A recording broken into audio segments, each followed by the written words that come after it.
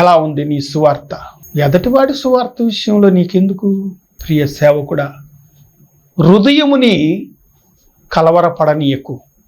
నీ హృదయముని నీ పూర్ణాత్మతో, పూర్ణ బలముతో, పూర్ణ వివేకంతో పరిశుద్ధాత్ముడే చెప్తున్నాడా తన ఎదురుగుండి వాక్యం అని ప్రార్థన చేశావా? లేకపోతే ఎదటి వాడిని హేళనగా మాట్లాడుతున్నావా? ఒక పాస్టర్ గారు వచ్చి ఏడుస్తున్నాడండి, ఎప్పుడు చూసినా నన్నే విమర్శిస్తున్నాడండి అంటున్నాడు. ఏడ్చాడు అతను, పెద్ద వయసు అతను. అది కూడా తీర్పు ఉందయ్యా, గమనించుకో. 5వ మాట చదువుకుందాం ప్రియమైన వారులారా. ఆయన ఇంకను 1000 మూరలు కొలవగా, ఆయన ఇంకను 1000 మూరలు కొలువుగా, నీళ్లు మిక్కిలి లోతాయి, నీళ్లు మిక్కిలి లోతాయి, నేను దాటలేనంత నది కనబడను. అదిగో చూడండి ప్రియమైన వారులారా, మిక్కిలి లోతయి, దాటలేనంతగా, అనగా ఈదటం. ఇదే వాడికి సైన్స్ ప్రకారంగా వాస్తవానికి అది ఎక్సర్సైజ్. పొట్ట మీద ఉన్న కొవ్వు కానీ, చేతుల్లో ఉన్న కొవ్వు కానీ, తొడల దగ్గర ఉన్న కొవ్వు కానీ మొత్తం కూడా కరిగిపోయింది. అది ఎక్సర్సైజ్. అది సైన్స్ ప్రకారంగా. దేవుని ప్రకారంగా వస్తే ప్రియమైన వారులారా, ఇంకా ఎన్ని శ్రమలు వచ్చినా సరే ఈదుకుంటూ ఒడ్డు దాటుతాడు. అనగా ఈ లోకం అనే సముద్రములో వీదుతూ అవతల ఒడ్డుకి, అనగా పరలోక రాజ్యము చేరే ఒడ్డుకి తను ఖచ్చితంగా చేరతాడు. ఖచ్చితంగా, అందులో తేడా లేదు, ఖచ్చితంగా చేరతాడు. అతని పేరు జీవ గ్రంథంలో ఉంటుంది. కొమ్మలు వస్తున్నాయి, చెట్లు వస్తున్నాయి, గడ్డి వస్తుంది, శవం వస్తుంది, ఏదో చచ్చిపోయిన జీవం వస్తుంది అని ఇతను కానీ వాటిని ఆలోచించి వాటిని చూసి భయపడితే ఇంకేం లేదు. నాకు చేతబడులు చేపించారు క్రైస్తవులే వీళ్ళు, నేను చూడలేదు. ఎన్నో కీడులు చేశారు 200 మంది కలిసి. నేను భయపడలేదు. దేవుడే ఉన్నాడు, దేవుడే పెట్టాడు, దేవుడే తీసేస్తాడు. నా రక్త సంబంధికులే నాకు ద్రోహం చేశారు, నా తోడబుట్టిన వారే ద్రోహం చేశారు. అయినా సరే దేవుడే ఉన్నాడని మోకరించి ప్రార్థన చేసుకున్నా. ఈ రోజుకు కూడా ఏదో ఒక కీడు చేస్తూనే ఉంటారు. ఎందుకని? నేను ఎక్కడ లోకంలో పడిపోతాను అని. ప్రియమైన వారులారా, దేవుడు అన్నిటి నుంచి దేవుడు తప్పించాడు. అన్నిటి నుంచి దేవుడు తప్పించి నిలబెడుతున్నాడు. ప్రభువైన యేసుక్రీస్తు నామములో దేవదేవుడైన యెహోవా తప్పునిచ్చి నాకు ఎవరు కూడా సహాయము లేరు. ప్రభువైన యేసుక్రీస్తు సహాయం ఉన్నాడు, పరిశుద్ధాత్ముడు సహాయం ఉన్నాడు, యెహోవా సహాయం ఉన్నాడు. మనుషుల్లో 2 స్నేహితులు నాకు తోడుగా ఉన్నారు. చూడండి ప్రియమైన వాళ్ళు ఏమంటారంటే, ప్రార్థన చేయి, విశ్వాసం కోల్పోవద్దు, ప్రార్థన చేయి అని చెప్తారు. ఎవడు కర్మ ఆడే అనుభవిస్తాడంటాడు. ఎందుకని ఈ మాట చెప్తున్నానంటే, నీళ్ల మీద వస్తున్న గడ్డి, నీళ్ల మీద వస్తున్న చెట్టు కొమ్మలు, నీళ్ల మీద వస్తున్న జంతువులు చనిపోయినవి, నీళ్ల మీద వస్తున్న మనుషులు చనిపోయిన వారు, ఇవన్నీ కూడా తప్పించుకొని అవతల ఒడ్డుకి వెళ్ళాలి. ఈ శ్రమలని మనుషులు రకరకాలుగా, మనిషి శవానికి సాదృశ్యం, జంతువులు, జంతు స్వభావం కలిగిన వారు, కూరులు అన్నమాట. వాళ్ళు జంతు స్వభావం మూర్ఖులకు ఉంటుంది. అది గట్టి స్వభావం కలిగిన వారు వచ్చినప్పటికీ కూడా నీవు ఈదుకుంటూ దాటిపోవాలి. అది గొప్ప విశ్వాసి యొక్క లక్షణం. చూడండి 6వ మాట చదువుకుందాం. అప్పుడు ఆయన నాతో ఇట్లా నేను, నరపుత్రుడా నీవు చూచితివి కదా అని చెప్పి నన్ను మరలా ఇద్దరికి తోడుకుని వచ్చాను. చూడండి, నది మీదకి మళ్ళీ తోడుకొని వచ్చి చూపిస్తున్నాడు. నీవు వాక్యము చెప్తున్నావు, మంచిది. నీ వాక్యము నీరు వలె వారి హృదయం అనే నదిలో ఉంటుందా? మళ్ళొకసారి చెప్తున్నాను, నీవు వాక్యము ప్రకటిస్తున్నావు, లేదా నేను వాక్యము ప్రకటిస్తున్నాను, కనీసం నాకు ఒక్కొక్క మెసేజ్కి కనీసం 15 మంది 20 మంది అన్న ఫోన్ చేస్తారు. నీ వాక్యము ప్రకటిస్తున్న వాక్యము హృదయం అనే నదిలో ఉన్నదా? ఆలోచించు, గమనించు. చూడండి ప్రియమైన వారులారా, చూద్దాం 7వ మాట చూద్దాం. నేను తిరిగి రాగా నదీ తీరమున ఇరుప్రక్కల అదిగో చూడండి ప్రియమైన వారులారా, ఇది ఏదోను వనము ఆదికాండములో చూపించబడినది. తూర్పున ఏదోను వనములో తూర్పు భాగమున ఒక నది బయలుదేరగా ఆ నది 4 చెక్కలాయను. ఈ సస్యశ్యామలము కలిగిన ఏదోను వనముని భ్రష్టత్వంలోనికి తీసుకొని వెళ్ళి వారు ఆ తోటలో నుంచి బయటికి తోసివేయబడ్డవారు. ఏ తోటలో ఉండటానికి నువ్వు ఇష్టపడుతున్నావు? ప్రియమైన వారులారా, జ్ఞాపకం చేసుకో. రక్షించి రక్షణ వాగ్దానం ఇచ్చి నీకు మంచి వాక్యం ఇచ్చే సేవకుడినిచ్చి ఆ వాక్యము నీ హృదయములో ఉంచుకొనకుండా లోకమనే ఆశలతో నీవు ఆదాముల వలె నీవు ఉన్న ఎడల నీవు నరకానికి పాత్రుడవు. దీనికి సాదృశ్యం. తోలివేయబడ్డారు లేదా తోసివేయబడ్డారు ఆదాం, అనగా పరలోక రాజ్యము నుండి తోసివేయబడ్డావా? ఏ గుంపులో ఉన్నావు? తూర్పున ఉన్న కుడి పక్కనున్న గుమ్మము దగ్గర ఉన్నావా? లేదు కుడి పక్కనున్న ద్వారం దగ్గర ఉన్నావా? కుడి పక్కన నడిసే మార్గంలో ఉన్నావా? పరిశీలించుకో. ఇదే మళ్ళీ ప్రకటన గ్రంథంలో కూడా చక్కగా విడమర్చి విప్పబడింది.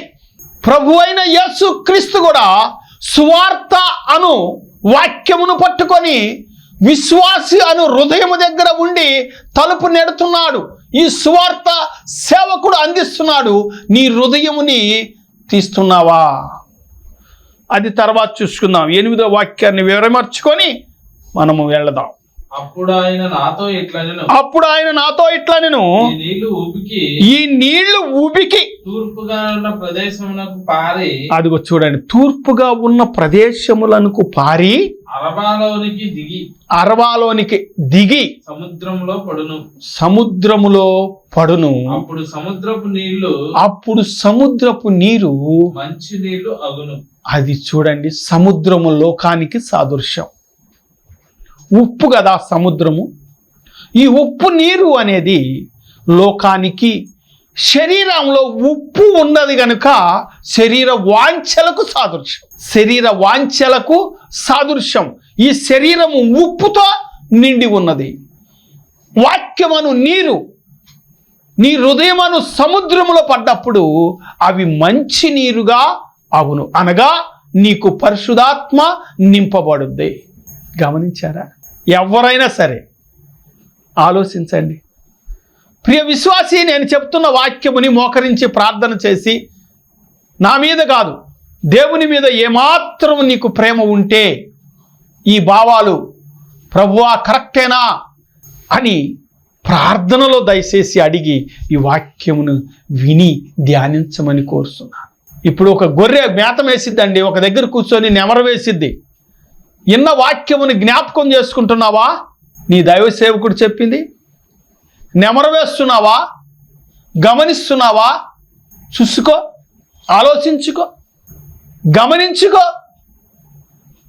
వాక్యముని ఇంటికి వెళ్ళి మళ్ళీ ఏం చెప్పాడని బైబిల్ చూస్తాం కాదు, హృదయములో నీవు దేవులాడాలి. ఏం చెప్పాడు, ఎలా చెప్పాడు, దేంటి దీని భావం అని ఖచ్చితంగా ప్రియ విశ్వాసి నెమరువే. అప్పుడు అది ఈ గొర్రె తిన్న గడ్డి ఎలాగ అరిగి జీర్ణమైద్దో అలాగే ఆ వాక్యము నెమరువేసి అనగా గుర్తు చేసుకొని మళ్ళీ నువ్వు దాన్ని ధ్యానించితే ఆ వాక్యము నీ హృదయములో స్థిరపడి ఉంటుంది. మాకు ప్రైజుపేటలో ఒక పెద్ద ఆయన ఉండేవాడు. ఆ పెద్ద ఆయన చెప్పిన కొన్ని వాక్యాలు నేను నిద్రలో లెగిసైనా చెప్పగలను. ఎందుకని నేను కూర్చుంది మెట్లు కాడే. అక్కడేమంటున్నాడు, ఒక మాట చెప్పాడు, నీ పూర్ణాత్మతోనూ నీ పూర్ణ బలముతోనూ నీ పూర్ణ వివేకముతో ఆలకించు, ప్రకటించు, ధ్యానించు, దేవుణ్ణి విజ్ఞాపన చేయి. ఆలోచన ఒక దగ్గర, మనసు ఒక దగ్గర, శరీరం ఒక దగ్గర ఉంటే ప్రయోజనం లేదు. విశ్వాసిగా పేరుకి విశ్వాసి అంతే. ఈ ఆర్ఎస్ఎస్ వాళ్ళు, ఈ భజందర్ దళోళ్ళు ఏమో ఏం తెలుసుకోరు. క్రైస్తవులకు మారుస్తున్నారు, క్రైస్తవులకు ఎవరండి మార్చేది? ఎవరి వల్ల కాదు, నా వల్ల కాదు, మనిషి వల్ల, ఎవరి వల్ల కాదు, దేవుడి వల్లే అవుద్ది. ఎవరు పరలోక రాజ్యంలో ఎంతమంది పేర్లు జీవగ్రంథంలో ఉంటుందో వారు విశ్వాసులు. అప్పుడు లెక్క చూద్దాం. ఇప్పుడు ఎందుకు లెక్క? బైబిల్ పట్టుకొని వెళ్ళినోడల్లా క్రైస్తవుడు కాదు, పేరు మార్చుకున్నోడల్లా క్రైస్తవుడు కాదు. జీవగ్రంథములో పేరు ఎప్పుడైతే లిఖించబడి ఆ లెక్కింపబడిన పేరుని చిరస్థాయిగా తను రాజ్యానికి, దేవుని రాజ్యానికి చేరినప్పుడు వాడు క్రైస్తవుడు. అప్పుడు పట్టుకోవాలి. బైబిల్ పట్టుకొని వెళ్ళినోడు, పేరు మార్చుకున్నవాడు క్రైస్తవుడు కాడు. దయచేసి గమనించండి, ఆలోచించండి, చూద్దాం. ఇప్పుడు ప్రియమైన వారులారా, ప్రభువైన యేసుక్రీస్తుకి ఇచ్చిన సువార్త విషయములో ఆలయములో ఉన్న సువార్త అను గుమ్మము కింద నుంచి, గడప కింద నుంచి వచ్చిన నీరుని, అనగా వాక్యమును నీరు నీ హృదయములో స్థిరస్థాయిగా నీ హృదయం అనే నదిలో ఉన్నదా లేదా పరిశీలించుకో. మొట్టమొదటిగా ఋతుని ప్రభువైన యేసుక్రీస్తు జన్మించటానికి, బోయాజు వివాహం చేసుకుంటానికి గవిని యొద్ద అనగా గుమ్మము యొద్ద వారు మాట్లాడుకున్నారు. రెండోది, ఇశ్రాయేలీల ప్రజలను కాపాడటానికి ఇదిగో ప్రియమైన వారులారా, ఇదిగో రక్తము, గొర్రెపిల్ల రక్తము వధించగా అక్కడ సంహారదూత, మరణదూత రాలేదు, వారిని రక్షించాడు. ఇక్కడ వాక్యము, ఎజ్గేల్లో వాక్యమును హృదయంలో నీరుగా భావించి, ఈ నీరు నీ హృదయములో ఎప్పుడైతే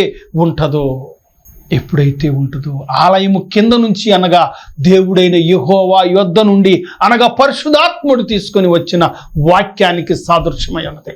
దేవుని ఆలయము అనగా దేవుడైన యెహోవా, నీరు పరిశుద్ధాత్మ, ఆ పరిశుద్ధాత్మే వాక్యము ప్రవక్త ద్వారా నడిపింపబడి దర్శనము ద్వారా మాట్లాడబడింది. అది ప్రవచనము. ఇప్పుడు కుమారుడు కూడా సువార్తను ప్రకటించాడు. కుమారుడికి అనుగ్రహింపబడిన ఆశీర్వాదాన్ని బట్టి, ఇతడు నా ప్రియ కుమారుడు, ఇతన్ని బట్టి నేను ఆనందిస్తున్నాను, ఇతని మీద నా ఆత్మను కుమ్మరిస్తున్నా. ఆ కుమ్మరించబడిన ఆత్మే పరిశుద్ధాత్మ. ఆ పరిశుద్ధాత్మే సువార్తని ప్రకటించాడు.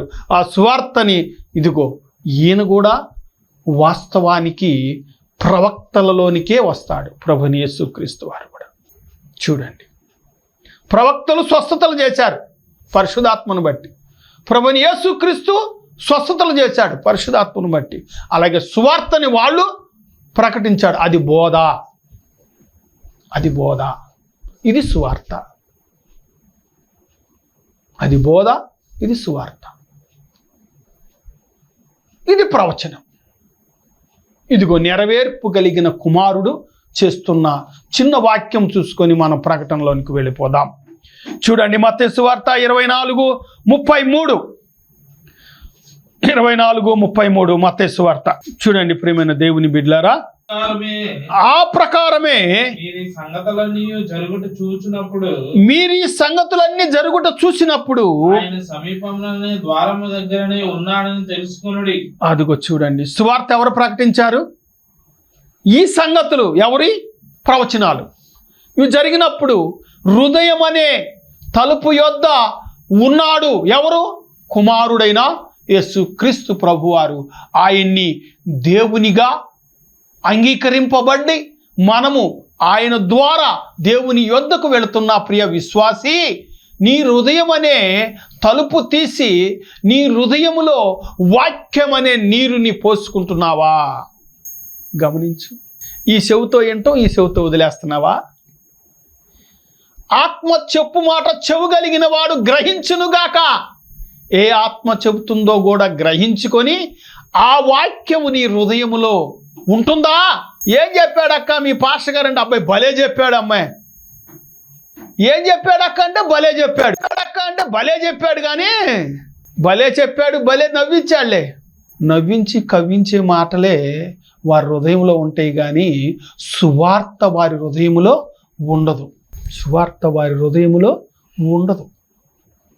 కవ్వించి నవ్వించే మాటలు,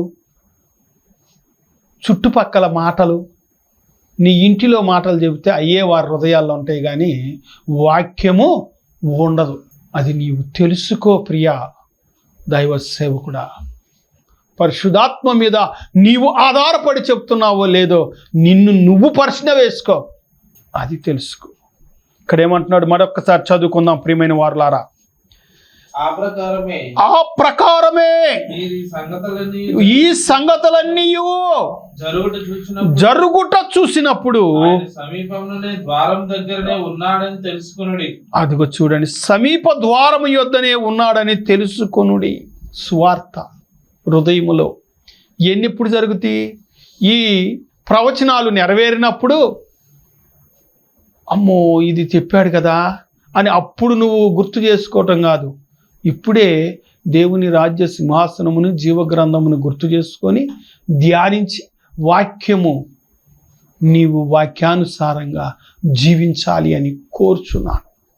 చూడండి, ప్రకటన గ్రంథం చూసుకుందాం. 3వ అధ్యాయము 20వ వాక్యము.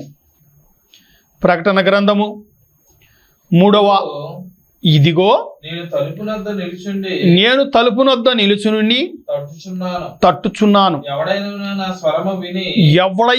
నా స్వరము విని తలుపు తీసిన ఎడల నేను అతని యొద్దకు వచ్చి అతనితో నేనును నాతో కూడా అతడును భోజనము చేయుదుము.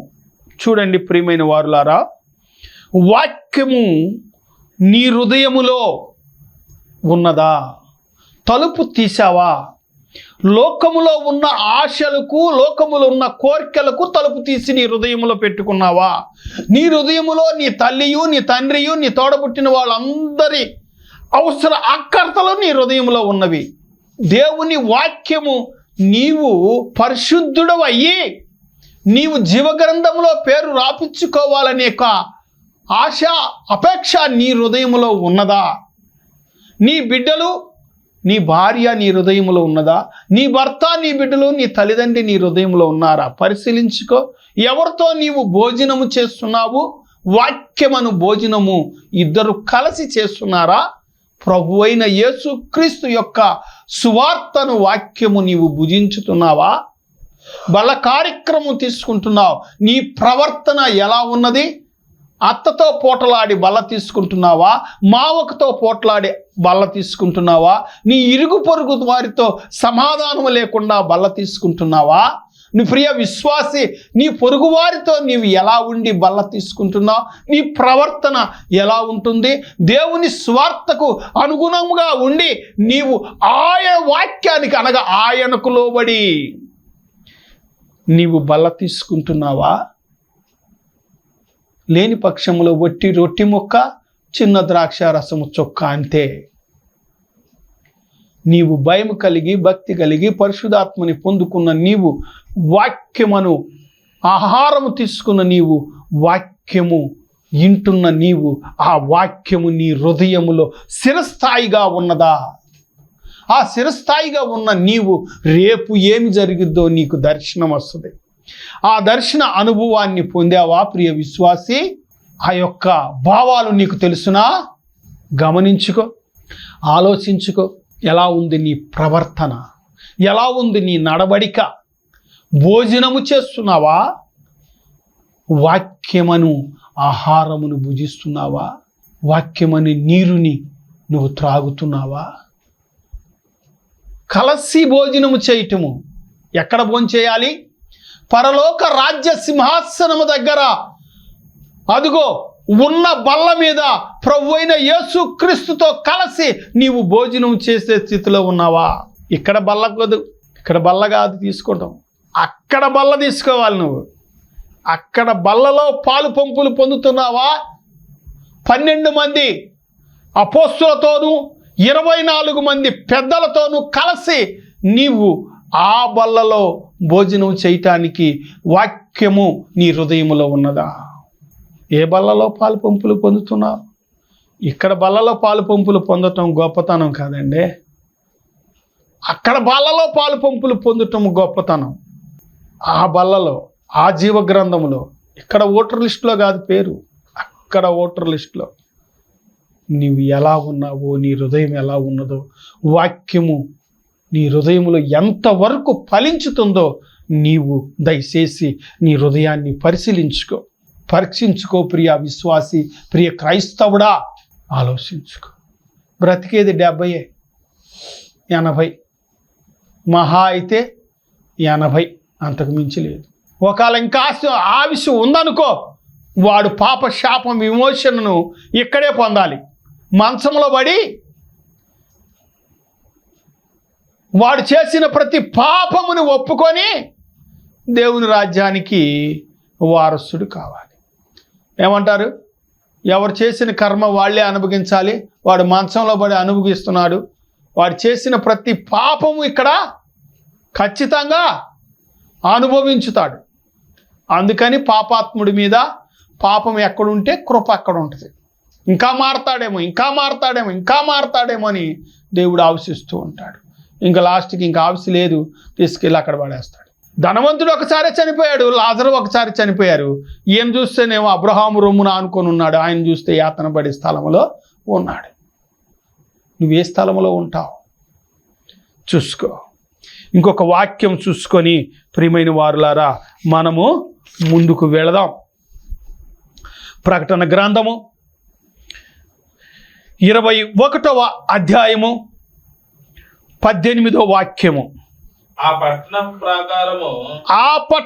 ప్రాకారము సూర్యకాంతములతో కట్టబడిను. అదిగా బా చూడండి ప్రియమైన వారులారా, పునాది కాడి నుంచి వజ్రాలతోనూ వైడూర్యాలతోనూ పగడములతోనూ ముత్యములు 7 గుమ్మాలకు కానీ 12 గుమ్మాలకు సాదృశ్యమై ఉన్నది.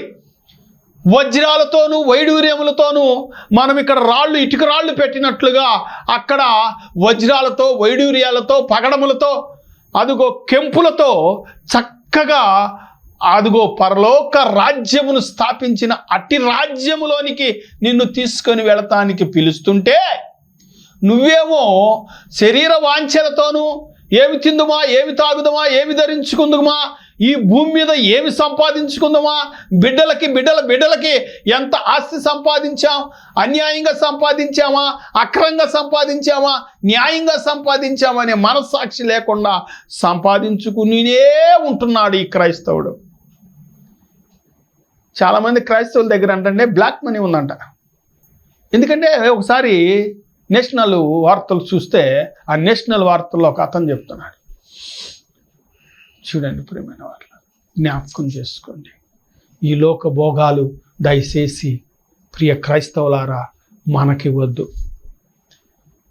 ఇప్పుడు పిలిస్తే మనము దేవుని రాజ్యానికి సిద్ధముగా ఉన్నామా అని ప్రశ్న వేసుకొని నా ప్రవర్తన ఈరోజు ఎలా ఉందని ఏనాడైనా ప్రార్థన చేశావా?